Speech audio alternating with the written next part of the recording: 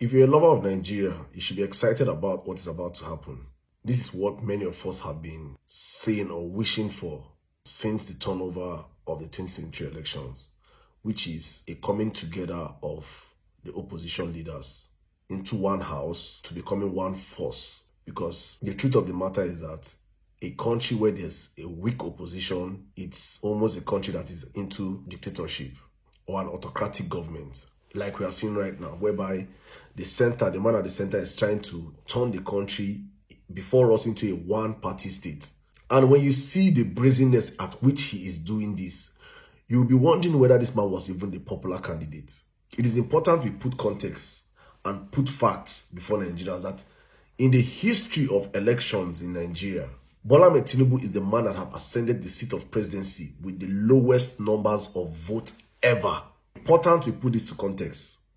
In the history of Nigerian presidential elections, Bola Ahmed Tinubu is the person to emerge as presidency, rigged or not rigged, with the lowest numbers of votes ever. In other words, he is the most unpopular president in the history of Nigeria ever. This is not me hating him.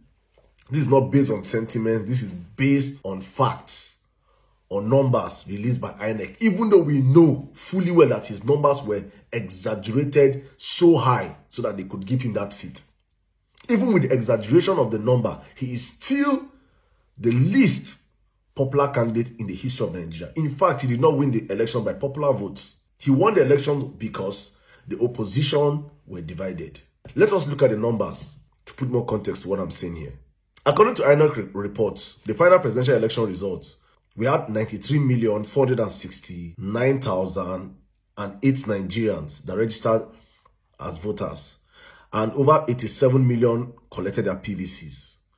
And INEC accredited 25 plus million voters. So we had total valid vote cast was 24 million votes. And in that elections, Bola Ahmed Tinubu emerged, according to INEC, with 8.7 million votes, followed by Atiku with 6.7 million votes. So approximately Tinubu passed Atiku with 2 million votes, according to INEC. Obi emerged third, according to INEC, with 6.1 million votes. So Bola Ahmed Tinubu passed Atiku with 2 million votes and passed Obi with 2.6 million votes, according to INEC. Then Kwankwaso came in at distant fourth with approximately 5 million votes. Then the likes of so many other people before the noise-making Sowore came in with a distant 14,000 votes. 14,000. Even SUG president for university, they get past that one. But that's not the why we're here today. Let's talk about serious issues. And so if you put in context the vote counts of Alhaji Atiku Abubakar, Mr. Peter Obi, and Kwankwaso, you'll be having approximately 12, 13, approximately 15 million votes to Bola Ahmed Tinubu's 8.7 million votes. Atiku was said to have won 12 states. Tinubu was said to have won 12 states. Peter Obi was said to have won 12 states, and with the FCT, Kwankwaso won 1 state. If you put this in context, it means Atiku's 12 plus Peter Obi's 12 is 24. Plus Kwankwaso 1 is 25 states to Bola Ahmed Tinubu's 12 states. I want Nigerians to understand that Bola Ahmed Tinubu did not win the elections because he was popular or that Nigerians liked him or voted for him. No, he won it because the opposition were divided. So if this opposition were united in 2023, I've just shown you the numbers. They would have done almost double his votes of 8 million votes, 8.7 million votes, with the combination of Atiku, Obi, Kwankwaso's vote was close to 16 million already. That's already a double of his votes and a double of his states that INEC gave him. So what's happening today is actually great news, seeing Alhaji Atiku Abubakar, Alhaji Kwankwaso, and Mr. Peter Obi all coming together under one umbrella for the next elections. Hopefully,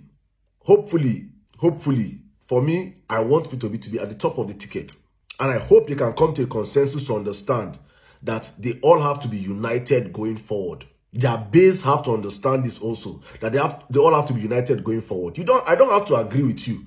I don't have to agree on certain things you said or you do, or your ways. But it is important to understand that Tinubu's continuous reign in Nigeria is an existential threat to the survival of democracy in the country. Because what we are seeing right now is a man that is so desperate to hold on to power, a man that is so desperate to destroy the fabrics of democracy, which is a system whereby people should be allowed to campaign and vote. Look at what Tinubu has done to all the major parties. He has destroyed all the parties. Look at what the drunkard Wike is doing in PDP.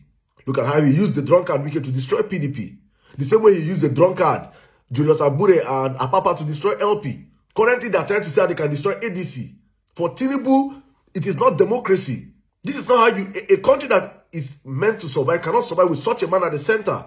If you have done so well for the people, you should be able to put out your good works for Nigerians to see and say, we appreciate your good works and we'll campaign for you. Look, I always use Alex Otti as an example. I'm not from Abia State, but you see it on social media. You know this is not paid campaign. You see the people of Abia every single day making videos. In fact, it is not content to make videos from Abia because people are rushing it. Good governance, you don't need to propaganda to. You don't need rice. If Tinubu, you have done well, Nigerians will reward you.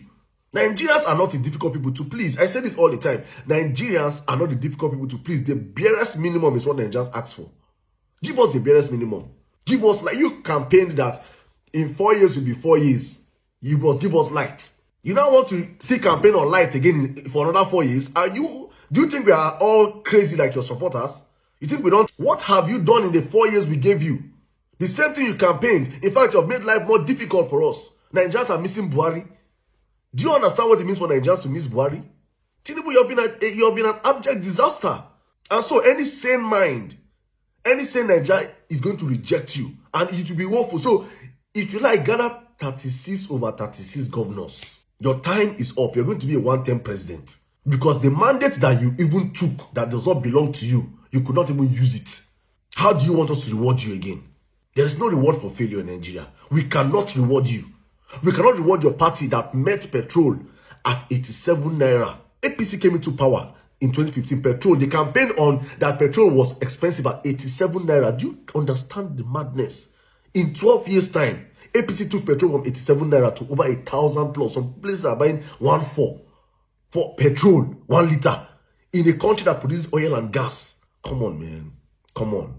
Sir, with all due respect, your time is up. Please, pack your load and go. Use this next few months and steal as you can steal. Pack as you can pack, no problem. But either you give us back our country or we'll take it by force. You have tried your best. Your best is not good enough. Allow sensible people come in and save this ship that you already sunk. So please, Nigerians, you have not registered in ADC, please go and register in ADC as much as possible. Let's save our country. Thank you.